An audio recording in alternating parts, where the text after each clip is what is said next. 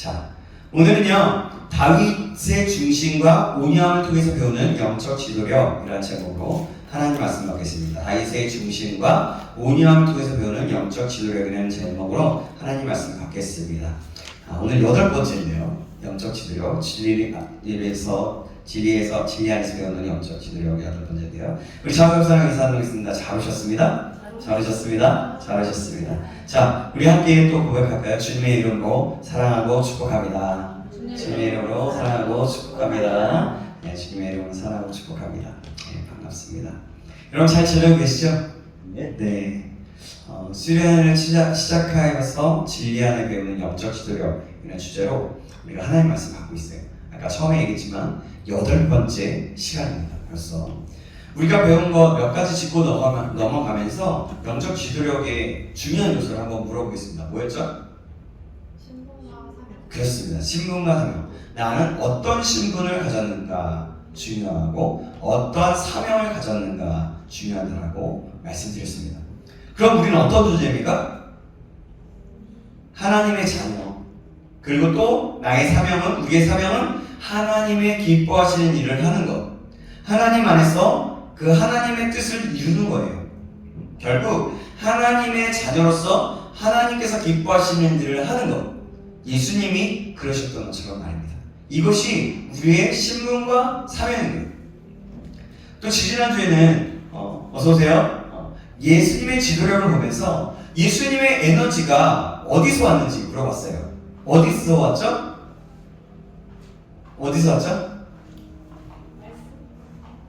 하나님께 나아가는 것. 그러니까 기도를 통해서, 부르짖는 시간을 통해서 우리가 하나님, 예수님이 에너지를 얻는다고 그래서 우리가 될 수 있으면 간절이라는 단어가 원래는 히브리어에 없어서 새벽이라는 단어를 썼는데 라고 했는데 새벽에는 우리나라는 번역을 간절이라는 단어로 했다고 했죠. 그래서 우리가 될 수 있으면 새벽을 깨우는 것이 좋고 그렇지 않더라도 꼭 하나님과의 관계 속에서 에너지를 갖자고 말씀을 드렸습니다. 근데 여러분 이번 집안에 이렇게 물었을 때 이렇게 좀 이렇게 그런 거 보니 좀 잘 되셨나요? 어떻게 잘 되고 있나요? 잘 되고 있습니다. 예, 결단한 대로 잘 되셨어요? 시간 어떻게 하루에 시간을 하나님 앞에 얼마만큼 보내고 계신지 모르겠습니다.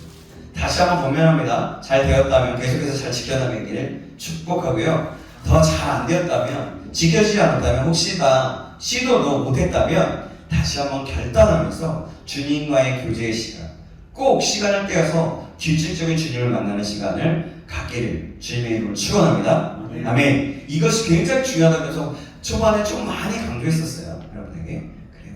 또 지난주에는 예수님에 대해서 얘기하면서 어린 양이신 예수님과 사자이신 예수님에 대해서 얘기했어요. 어린 양이신 예수님은 은혜가 충만하신 예수님, 또 사자이신 예수님은 진리가 충만하신 예수님. 그러니까 어린 양이신 예수님은 태도로서 어떤 일을 할 때 종으로서 섬기는 그런 관계적인 사람으로서 좀 더 사람들을 섬기는 마음으로 그런 종의 태도를 가지고 있었다 예수님께서. 그렇고 사자이신 예수님은 청지기적으로 다스리는, 그래서 때로는 호되게 하고 정말 우리 요즘 세대로 얘기하면 MBTI에서 T처럼 때로는 정확하고 명확하게 얘기해 줄 수 있고 진리 안에서 청지기로서 최선을 다하는 것이라고 말씀을 드렸습니다. 그래서 섬김의 지도력과 다스림에 대한 그런 균형이 필요하고 중요한 겁니다.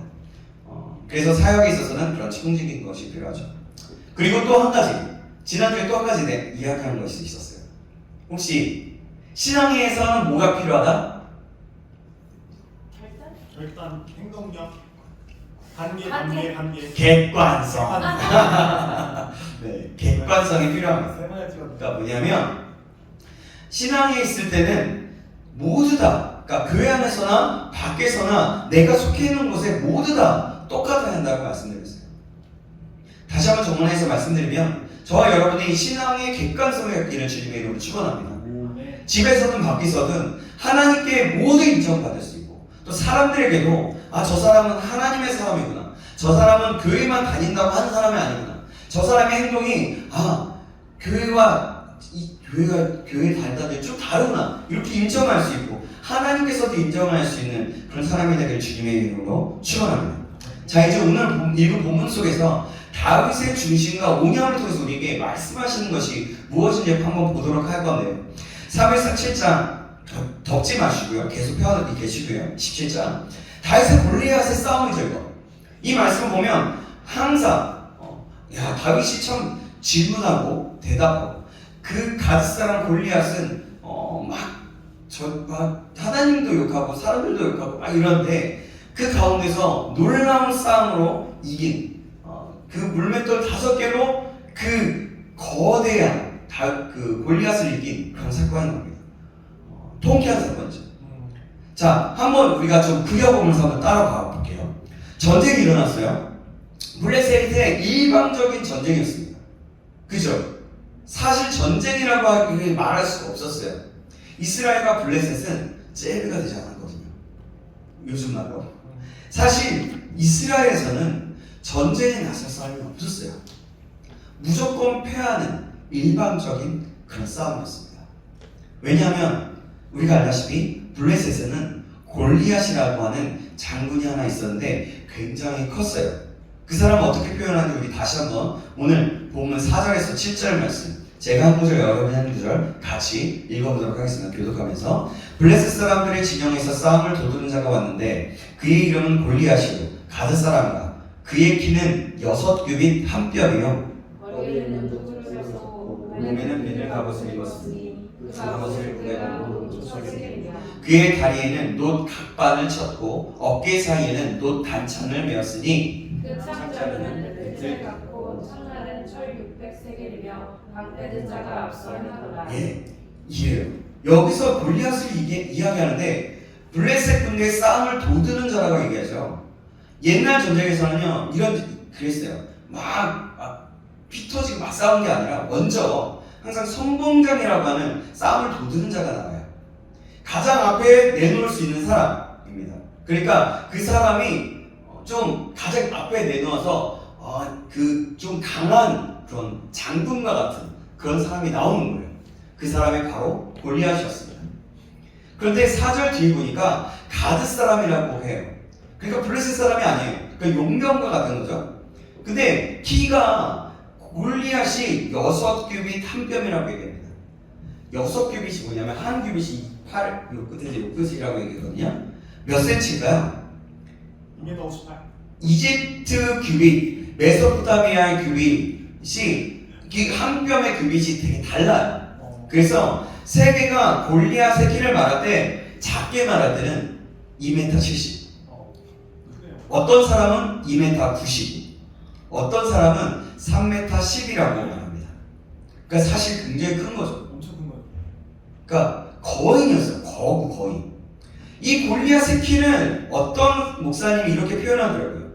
골리앗의 키 270m, 그러니까 70m가 아니라 2m 70과 3m 10 또는 3m 4라고 이야기하는데 대부분의 사람들은 3m 좀 넘는다 그래서 3m 12 정설이라고 많이들 얘기합니다. 그러나 그것이 정확지가 않은 거예요. 그러니까 그래서 그냥 이렇게 예수 표현을 했더라고요. 그냥 골리앗의 키 엄청 크다. 그냥 키는 그냥 몇 센치인지 상관이 없다. 그냥 그게 그거다라고 표현을 했더라고요. 그러니까 결국 뭡니까? 너무 무진장 크다가 결론이었어요. 근데 여러분 대부분의 학자들이 3m보다 조금 더 크다고 보는데 그 골리앗의 키가 그때 당시에 그리 큰 사람이라고 말하지 않아요. 더 큰 사람들이 있었던 거예요. 그렇다는 거죠. 그러니까 근데 보세요. 그 3m도 넘는 사람이 5절의 말씀 보니까 입은 갑옷을 이야기하는데요. 그때 노트부와 몸에는 비늘 갑옷이 입었는데 더 큰 사람이 놋 무게 5,000세겔이라고 합니다. 이거는 우리나라 환산을 하면 57kg이에요. 그러니까 저보다 조금 덜 나가는 사람의 그 갑옷을 입은 거죠. 그러니까 3m에다가 그리고 잠깐만요. 7절 말씀에는 창자루가 배틀체의 창날이 철 600세겔이라고 얘기해요. 그냥 보통인 게 아니에요. 키가 3m에다가 57kg의 갑옷을 입고 뛰는 사람. 그러니까 창을 들었는데 창날만 철인데 600세겔이라고 얘기해요. 600세겔은 한 7kg 정도를 얘기하거든요. 그런 거구가 그러니까 우리가 좀 뭐 하나 아령을 든다고 해도 이게 5kg짜리 휘두른다 큰 거를 휘두른다고 해보세요. 쉽지 않아요. 근데 7kg나 되는 그 창을 휘두른다. 그 거구에다가 엄청난 옷과 창을 드는 사람인데 여러분 어떻게 하겠습니까? 여러분이라면 그 장군이 나와서 얘기하는 거예요. 야, 왜 너희들은 이 서열을 했냐? 나랑 싸워서 이길 사람. 그래서 나를 이기면 내가 너희들이 블레셋을 이겨서 우리가 종이 되겠고 블레셋이 이기면 너희들이 우리의 종이 될 것이다 라고 하고 얘기하고 있는 거예요. 그럼 엄청난 사람. 여러분들 어떻게 하겠어요? 나갈 수 있겠어요? 아니요. 나가고 싶으세요? 아니요. 저도 아마 좀 나가고 싶지는 않을 것 같아요. 아무리 크다고 해도 그냥 제가 누가 무슨 어떤 검을 쓰고 뭘 하든 한번 쭉쭉 그냥 조금씩 베개만 하지 뭐 얼마나 하겠어요. 그죠? 그러니까 그죠? 보니까 이스라엘에서도 아무도 그 앞에 나서는 사람, 싸울 용기가 있는 사람이 없었어요. 용기를 다 잃어버린 거죠. 모두 다 뒤로 숨은 겁니다. 아무도 나서지 않아요. 결국 근데 골리앗이 나와서 선봉장에 했잖아요. 골리앗의 사명은 무엇이었어요? 그러니까 이스라엘을 끌어내리는 거예요. 그러니까 이스라엘이 사기가 죽어서 스스로 포기하게끔 만드는 거예요. 자기 그 사명이었어요. 그들을 끌어내려면 화를 돋는 거예요. 그래서 그렇게 욕이란 욕을 다 부었어요. 사실 골리앗은 이스라엘 사람이. 근데 아무도 일어나지 않아요. 그래서 사울 왕이 급해졌죠. 그래서 상금을 내거는 거예요. 저자를 죽이는 자에게 뭐라고 얘기했냐면, 첫째, 가족 전체의 세금을 면제하겠다. 둘째, 후한 상금을 너에게 주겠다. 셋째, 내 딸을 주겠다. 이 말은 뭐냐면 왕의 사위가 됨으로써 최고의 측근으로서, 그러니까 최고의 혜택을 누릴 수 있다는 겁니다. 그래서 이스라엘에서 제2위의 서열에 오르게 되는 거예요. 결국 뭐냐면 자기가 사울 왕 빼고는 다 할 수 있는 거예요. 그런 사람으로 너를 세워주겠다라고 얘기하는 겁니다. 어마어마한 혜택이에요. 그런데 아무도 나선 사람 없는 거예요. 골리앗은 할 수 있는 건 다 했습니다. 그래서 그래도 없으니까 골리앗은 나름대로 이스라엘 사람들을 욕하고 하면서도 했지만 그들 가운데 그 고대 사회에서는 신들의 이름을 들먹이면서 저주하거나 욕하는 것은 굉장한 치욕과 예의가 아예 없는 거거든요. 그만큼 근데 맨 처음에는 그것까지는 건들지 않았어요. 근데 마지막으로 얘네들이 안 움직이는 거 하니까 할 수 있는 건 다 하는 겁니다.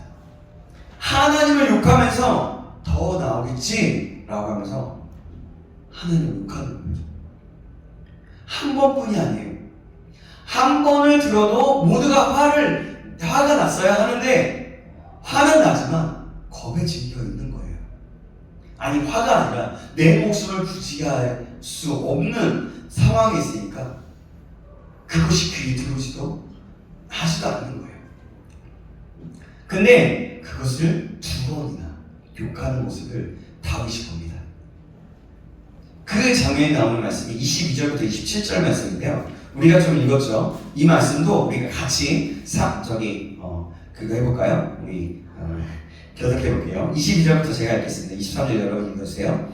다윗이 자기의 짐을 지키는 자의 손에 맡기고 군대로 달려가서 형들에게 문안하고 그들과 함께 말할 때 아침에 블레셋 사람의 싸움 도두는 가뎃 사람 골리앗이라 하였으나 그 전열에 전과 같은 말을 하매 다윗이 들으니라. 이스라엘 모든 사람이 그 사람을 보고 심히 두려워하여 그 앞에서 도망하며 이스라엘 사람들이 이르되 너희가 이 올라온 사람을 보았느냐? 참으로 이스라엘을 모욕하러 왔도다.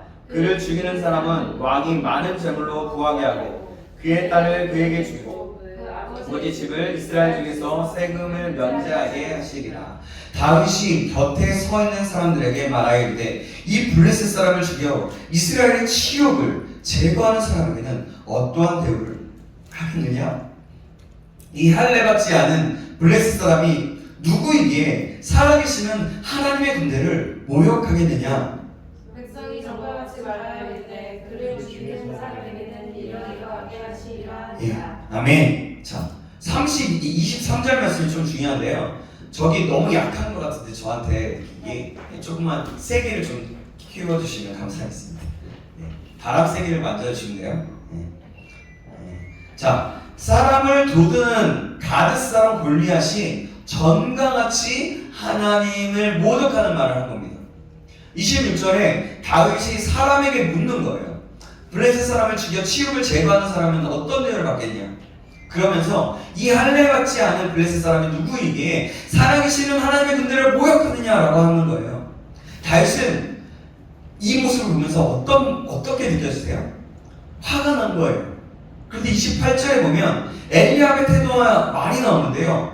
28절에서 30절 말씀 한번 보겠습니다. 이 말씀 28절은 제가 29절은 여러분이 30절 같이 읽어볼게요. 큰형 엘리압이 다윗이 사람들에게 하는 말을 들은지라 그가 다윗에게 노를 바라이르되 내가 어찌하여 이리로 내려왔느냐 들에 있는 양들을 누구에게 맡겼느냐 나는 내 교만과 내 마음의 완악함을 하노니 내가 전쟁을 구경하러 왔도다. 내가 무엇을 하였나이까 어찌 이유가 없이 이리이까. 30절 같이 읽습니다. 시작. 돌아서서 다른 사람을 향하여 전과 같이 말하며 백성이 전과 같이 대답하니라. 아멘. 자, 28절에 큰형 엘리압이 다윗이 하는 말을 들었어요. 근데 다윗은 26절에 골리앗의 말을 들었습니다. 뭐냐면 이게 큰형 엘리압은 다윗의 말을 듣고 화를 내는 거예요. 근데 저 보니까 26절과 28절 보니까 다윗도 26절에는 다윗이 화를 내고 있고 화가 난 모습이고 큰형 엘리압이 다윗에게 화를 내면서 말하고 있는 거예요. 28절에 다윗은 골리앗이 하나님을 욕하는 것을 듣고 화가 난 겁니다. 근데 큰형 엘리압은 다윗의 말을 듣고 화가 나는 거예요. 여기서 중심이 나와요. 중요한 부분, 중심이 나오는데요. 이 둘은 초점이 너무나 다릅니다. 우리는 엘리압이 다윗에게 한 말을 보면서 어떤 마음이 듭니까? 잘 그려보면서 한번 오는 거예요. 자, 그러니까 머릿속에 생각하고 그려보는 거예요. 그러지 않아야 이게 좀 이해가 되고 더 집중할 수 있고 좀 덜 졸립습니다. 자, 하나님에 대해서 들을 때에는 아무 말도 못하더니 다윗이 하는 말을 듣고 화를 내고 있어요. 다윗이 사람들에게 하는 말을 듣고 말이죠. 물론 막내를 생각하는 것일 수 있습니다.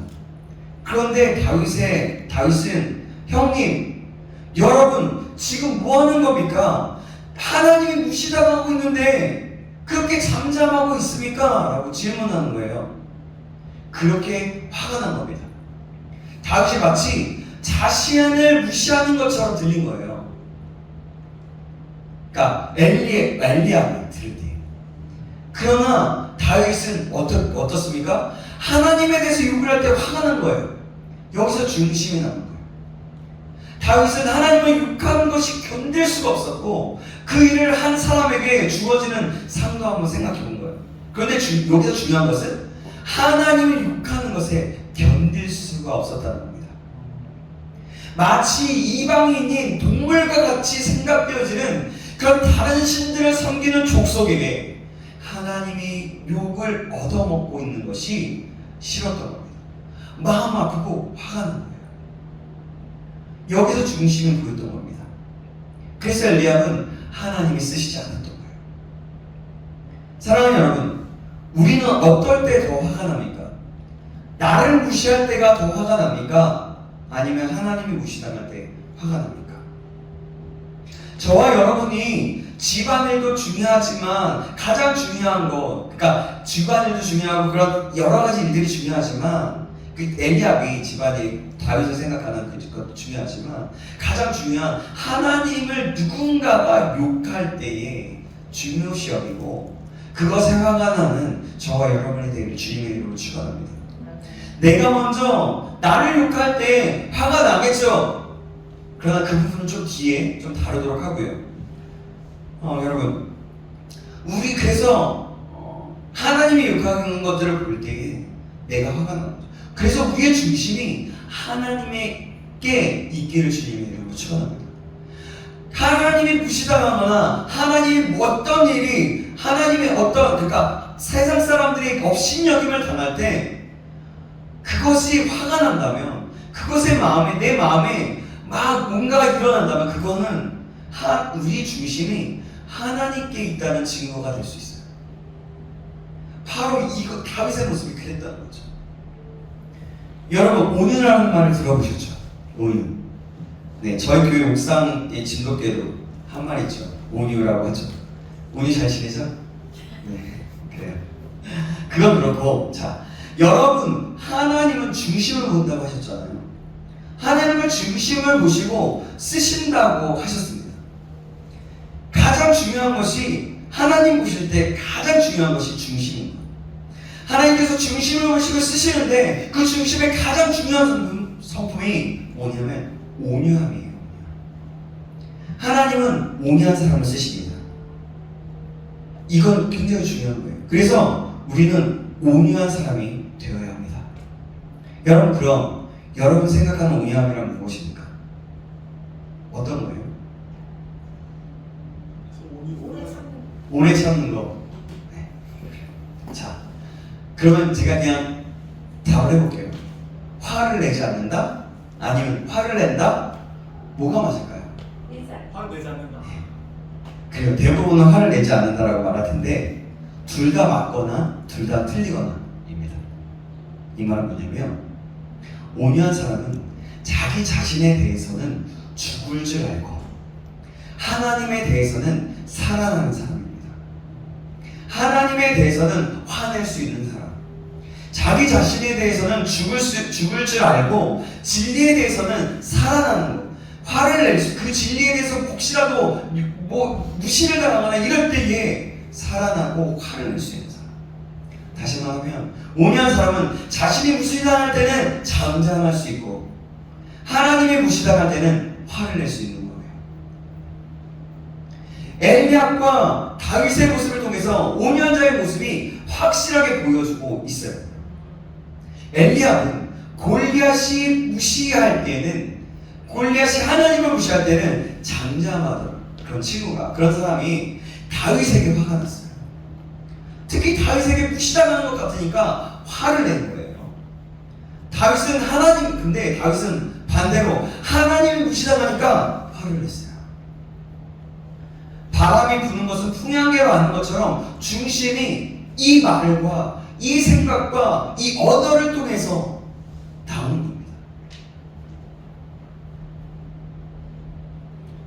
그래서 다 보이는 거예요.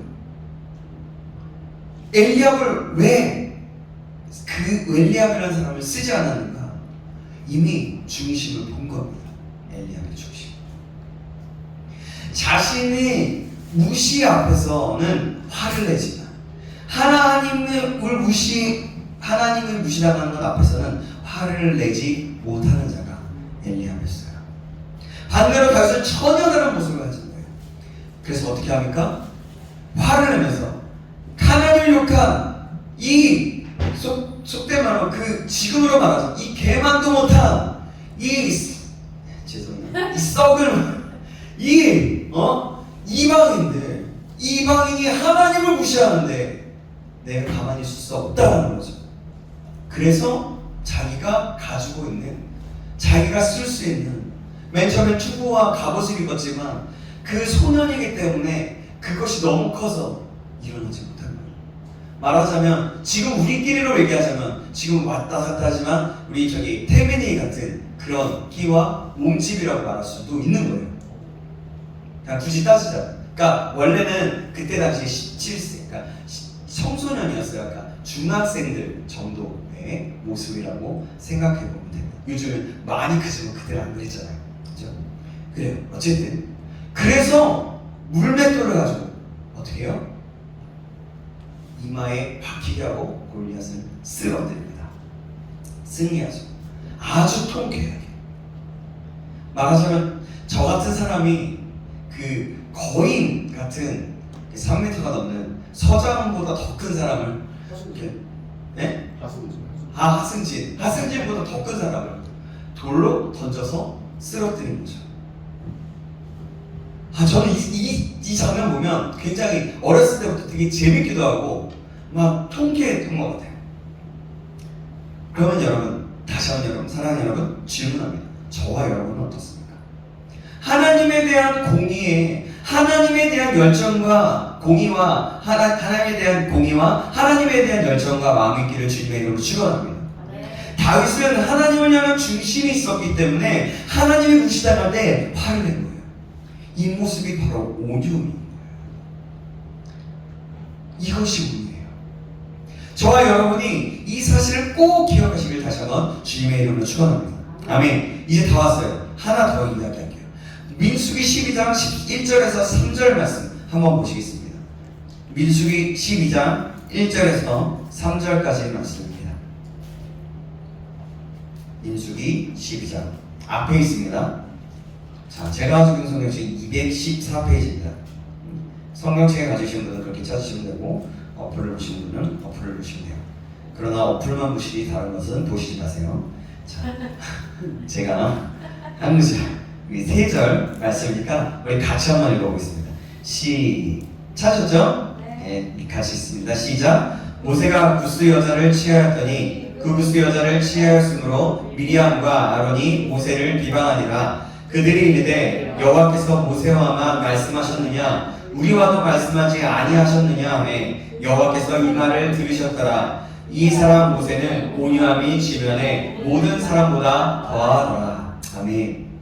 아론과 미리암이 나오죠. 그러니까 그 사람 아론과 미리암은 누이였고 누나였고 형이었지만 뭐냐면 모세의 권위 아래 있었던 사람이었어요.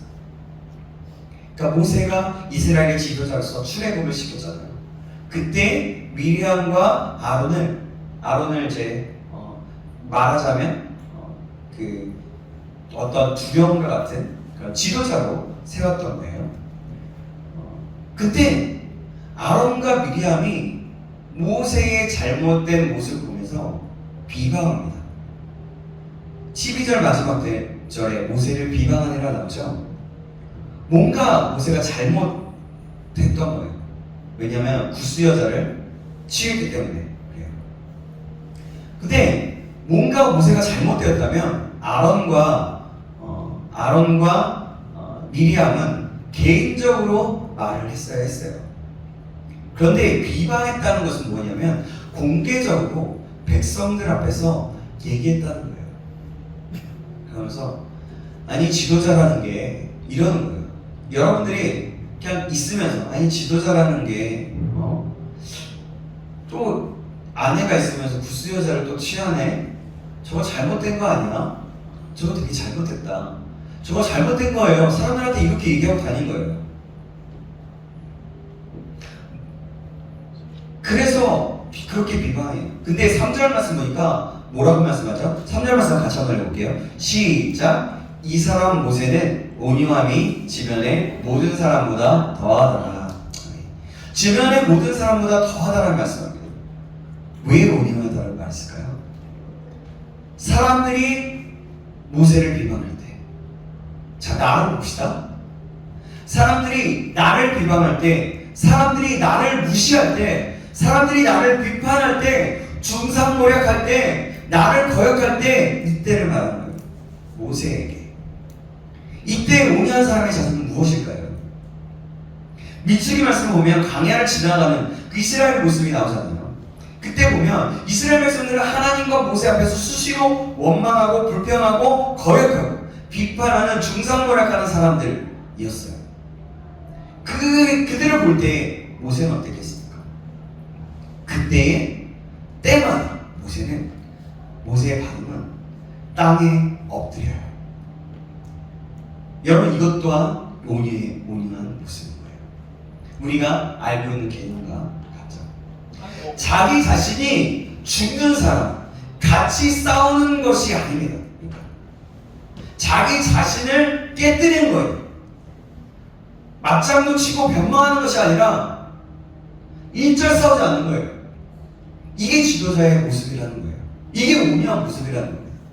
저도 이 말씀을 준비하면서 얼마나 많은 말인가 생각이 들고 아멘 하면서 저에게도 이렇게 말씀하고 있는 겁니다. 사랑하는 여러분, 하나님이 쓰시는 모든 사람의 특징은요, 어린 양 예수 그리스도께서 종의 태도의 모습을 보이셨던 것처럼 온유함을 가진 사람이랬어요. 여러분, 이것이 지도력의 태도인 겁니다. 자기에 대해서는 죽을 수 있는 거예요. 그러니까 지도자들은 사람들로부터 비판받게 되어 있거든요. 언제든지 오해를 받게 되어 있어요. 그리고 누명을 쓰게 되어 있습니다. 거기에서 온유하지 못하면 어려워지는 겁니다. 모세는 그때마다 땅에 엎드려서 변명하지 않고 대항하지 않고 자기 자신을 주장하지 않고 자기 자신에 대해서 죽을 줄 아는 사람이었어요. 엎드려서 하나님 앞에 납작 엎드려서 하나님을 바라봤던 거예요. 여러분, 시내산에서 십계명을 받으러 올라가 모세를 기다리지 못해서 일어났던 일이 있었어요. 그때 모세가 시내산에 올라가 있을 때 이스라엘 백성들이 모세가 다 죽은 줄 알고 아론을 협박해서 금송아지를 만들었어요. 그리고 이것이 자신을 인도한 하나님이시다 라고 하면서 경배하고 잔치를 벌입니다. 파티를 해요. 모세가 그 사실을 알고 다시 내려와서 그 기막힌 모습을 봤죠. 그때 여러분, 모세가 어떻게 할까요? 그 온유하다고 말하는 모세가 어떻게 할까요? 여러분, 그러면 안 돼요. 그러지 마세요. 했을까요? 하나님이 화가 나십니다. 그러니까 하지 마세요. 이렇게 설득했을까요? 모세가? 성경 보면 나와요. 아니에요. 모세는 그때 굉장히 분노하면서 그러면서 그때 그 모습으로 뭐라고 얘기했냐면, 야, 이 배은망덕한 이 족속들아, 이 사람들아. 지금 제가 이렇게 좀 좋게 표현한 거예요. 말하자면 여러분들의 우리 나쁜 욕으로 말하자면 그런 욕, 퍼부으면서까지 얘기하는 겁니다.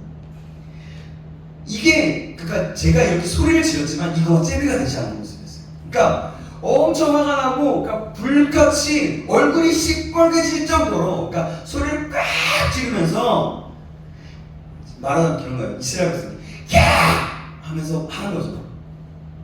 그렇게 분노하면서 화를 냅니다. 그래서 여러분, 온유한 사람일지라도 그때는 살아나야 되는 거예요. 그때 화를 내야 하는 겁니다. 그때는 잠잠하면 절대로 안 되는 거예요. 여러분, 좀 하나님이 기뻐하지 않아요. 하나님이 하나시니까요. 그러지 마세요. 이러지 않는 거죠.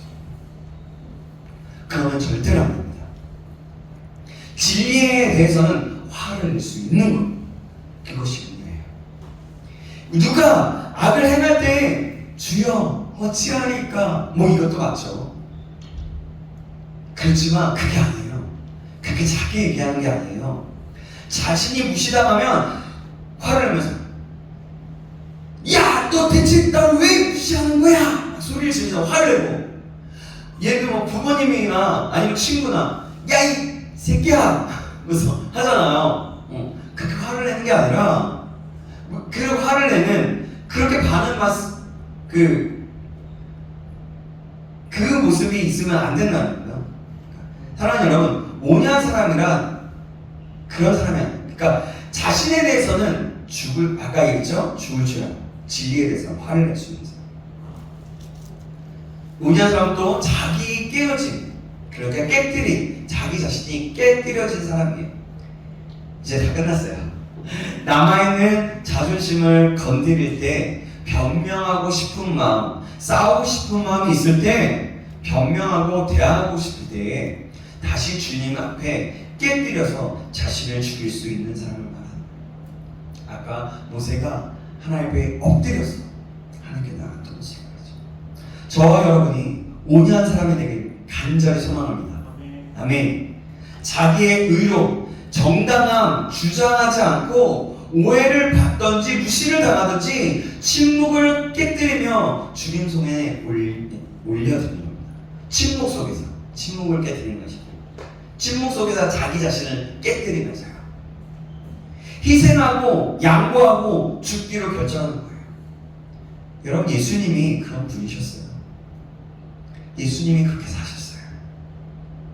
자기의 인격, 명예, 자존심 다 박탈당해도 예수님은 털 깎이는 어린 양처럼 장장하셨어요.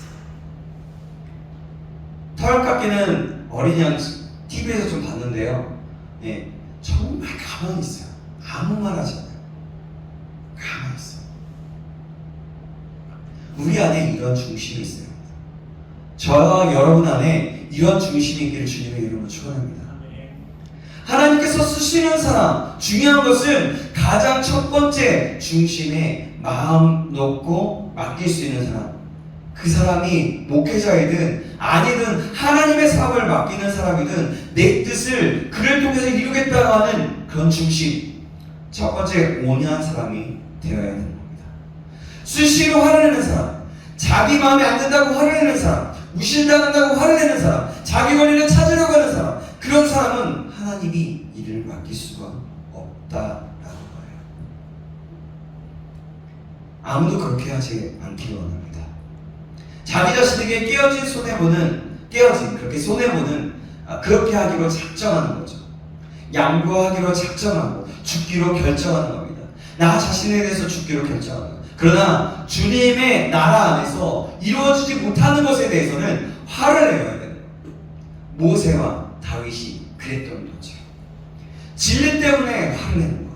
나 자신이 아니라 주님으로 인해서 화를 내는지 살펴봐야 돼요. 그래서 우리가 저도 차를 운전하다 보면 갑자기 사람들이 끼어들다 보면 왜 이렇게 운전을 하고 그래.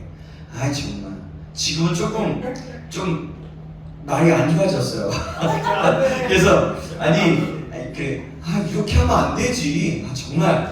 정말 이렇게 해요. 예전에는 딱 보자마자 이러면 안 돼. 이러면 안 되죠. 주님의 이름으로 사랑하고 축복하며 이랬지만 지금은 한참 있다.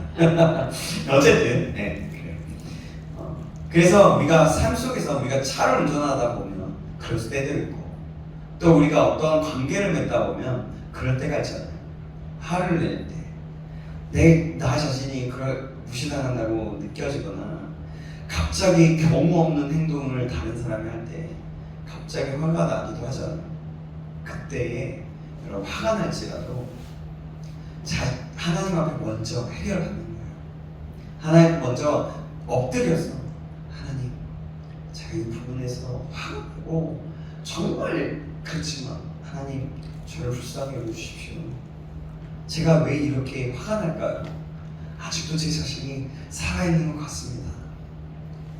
내 자신을 주고 예수로 살겠다라고 제자훈련을 하면서 2번이나 하면서 이렇게 지냈는데 제가 또 이러고 있어요. 하나님 도와주세요 라고 하는 거죠. 그리고 나서 상대가 어떤 대화할 기회가 있으면 그런 이유가 있었던 것에 대해서 조용하게 이런 부분이 사실이 있어요. 지금 괜찮은데 이러면 좋겠어요. 존중하면서 또 이렇게 어쨌든 같이 부탁과 함께 소통을 할 수 있는 거죠. 사실 이거는 그렇지 않아도 되는 거지만 그냥 여러분들 우리의 입장에서 한번 생각해 봅니다. 그러나 여러분 진리 안에서는 결정적으로 중요한 것은 진리에 대해서는 꼭 화를 내고 나 자신에 대해서는 죽고 양보하고 그럴 수 있기를 바랍니다. 저와 여러분이 이런 사람이 되어서 다윗의 그 마음 속에 중심 속에서 역사하시고 그 중심 속에서 한가운데 있었던 그 온유함 속에서 영적 지도력을 배우고 그렇게 세상에서 우리가 살아갈 때에 또 교회에서 하나님 앞에 있을 때 정말 선한 하나님이 기뻐하시는 사람 그런 사람이 되길 주님의 이름으로 축원합니다. 기도하겠습니다. 하나님 감사합니다. 오늘 말씀을 통해서 또 하나님 다윗의 중심과 그 온유함을 통해서 영적 지도력이 어떤 것인지 알게 하셔서 감사합니다. 우리는 참 연약하고 부족합니다. 작은 것에서 화나고 엘리압과 같은 사람이 우리의 모습입니다. 하지만 하나님, 우리가 다시 한번 우리 자신을 내려놓고 하나님 모색처럼 중상모략이나 오해를 당하거나 또 욕을 먹거나 할 때 나 자신에 대해서는 주고 하나님이 욕 얻어먹는 그런 일들이 있을 때는 진리 안에서는 화를 낼 수 있는 그런 온유한 사람, 하나님이 찾으시는, 하나님이 기뻐하시는 사람 될 수 있도록 인도하여 주셔서 살아계신 예수 그리스도의 이름으로 기도합니다. 아멘.